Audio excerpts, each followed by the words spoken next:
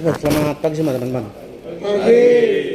Baik, pagi ini saya mau sharing atau ingatkan kembali mengenai prosedur MCU ya teman-teman. Eh, karena hal ini sangat penting. Jadi akhir-akhir ini perusahaan serius. Yang lalu-lalu itu kita lihat begitu MCU jarang mengulang. Tapi sekarang setiap karyawan yang MCU itu pasti mengulang. Jadi MCU follow up-nya ada. Karena banyak histori karyawan tuh banyak yang gula tinggi, gula darah, asam urat, kolesterol mungkin ya, makanya mungkin tidak kontrol, olahraganya mungkin jarang. Kemudian juga MCU ini laporan dari akhir hasil itu sampai ke pemerintah. Makanya setiap karyawan yang tidak hadir dengan alasan yang istilahnya tidak dapat diterima itu langsung resmi. Kemudian yang berikut, teman-teman perhatikan di catatan kecil kertas yang kita bawa ke sana, itu ada beberapa catatan penting di situ. Yang pertama hadir tepat waktu, kemudian juga berpakaian yang rapi, kemudian wajib puasa sekian jam, itu teman-teman perhatikan. Jadi jangan sampai seharusnya kita puasa, tapi kita terlanjur makan, terus sampai di sana sudah puasa kah atau belum, kita mengakunya sudah, ternyata kita makan.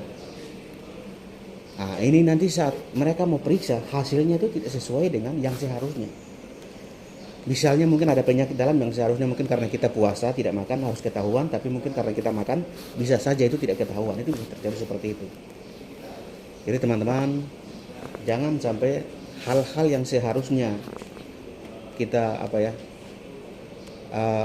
mereka harap seharusnya itu mereka ketemu, tapi mungkin karena kita lalai tidak ketahuan, terus kita dianggap sehat, baru terus jatuh tiba-tiba di tempat kerja. Itu bisa terjadi. Jadi teman-teman, walaupun ya medical check up ini setiap tahun rutin, tapi teman-teman perlu kita perhatikan kembali. Jadi misalnya kalau ada informasi untuk pihak admin mereka tempel kita punya nama untuk MCU, aturan saya yakin teman-teman sudah mengerti. Sebelum kita puasa mulai dari jam 8-9 kita sudah tidak makan sampai dengan MCU. Setelah nanti MCU baru dari sana dikasih snack. Jadi teman-teman sekarang tuh ketat sekali. Orang yang punya gula darah tinggi, tekanan darah ini tetap observasi, kemudian diistirahatkan. Mungkin ya dia punya catatan tersendiri. Akhir-akhir ini histori karyawan semua mungkin seperti apa, itu mungkin dari pihak rumah sakit mencatatkan seperti itu, sehingga harus lakukan secara teliti. Itu yang pertama. Kemudian yang berikut yang berkaitan dengan pekerjaan kita di dalam, ada beberapa pekerjaan kita yang BIM 900 ya. Ini teman-teman mohon bantuannya untuk saat kita balik BIM 900 ataupun 1200. Ini materialnya besar.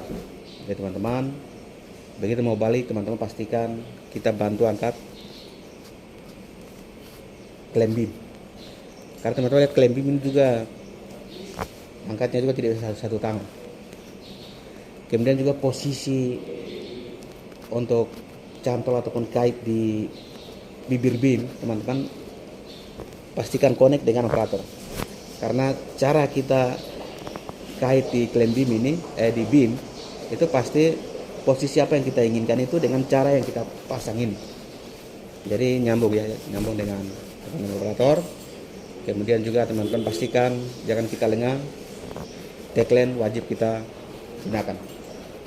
Karena seorang pekerja bagaimanapun juga saat membalik kalau material goyang secara spontan pasti pikirannya supaya jangan goyang, pasti tangan yang bergerak untuk tahan. Tapi teman-teman jangan kita gunakan tangan langsung, tapi menggunakan tagline agar kalau terjadi sesuatu dia tidak dekat dengan material. Kemudian yang ketiga teman-teman, APD kita tetap sekecil apapun pengelasan ataupun pekerjaan pengerindaan wajib kita gunakan. Karena hanya itu terakhir. supaya kita aman, kita sehat. Yang terakhir hanya APD. Tidak mungkin kita hilangkan pekerjaan, tapi pekerjaan tetap jalan. Bagaimana kita harus terbebas, terlindungi dari bahaya, hanya APD. Jadi teman-teman, saya pikir mungkin itu yang bisa saya sharing ke teman-teman. Mungkin dari teman ada yang mau menambahkan? Baik, kalau tidak ada saya pikir cukup.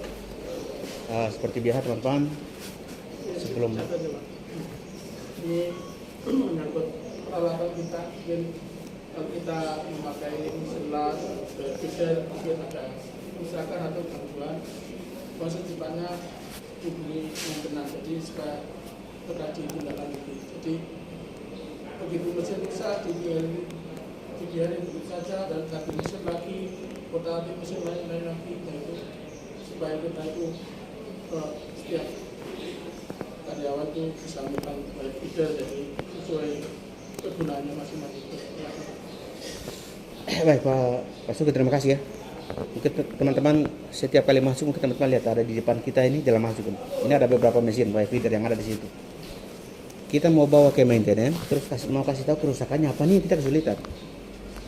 Karena saat orang itu setelah dia gunakan, rusaknya dia taruh, seharusnya tuh dia tahu rusaknya apa, dia langsung kasih tahu pengawas atau langsung kasih tahu maintenance. Supaya saat proses perbaikan tuh langsung sasarannya, oh rusaknya ini. Tapi karena ditinggalin, sekarang kita mau bilang ini mana yang rusak ini. Tapi ya teman-teman, mari kita belajar bertanggung jawab. Karena kita di sini 2 shift, walaupun mungkin teman-teman anggap yang lain tidak begitu, kita terus yang begini, tapi mari kita belajar apapun yang berkaitan pekerjaan di dalam atau barang-barang yang kita gunakan rusak, mari kita belajar perbaiki dan bertanggung jawab. Saya pikir begitu ya teman-teman. Terima kasih Bapak Sugeng. Baik teman-teman, saya pikir cukup. Seperti biasa, sebelum kita masuk beraktivitas, kita berdoa agar kita diberi keselamatan dari pagi ini sampai kita pulang.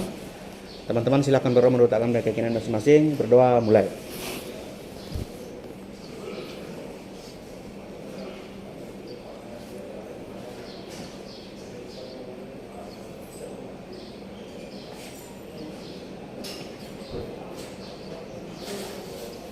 Berdoa selesai. Terima kasih atas perhatian dan selamat pagi semua.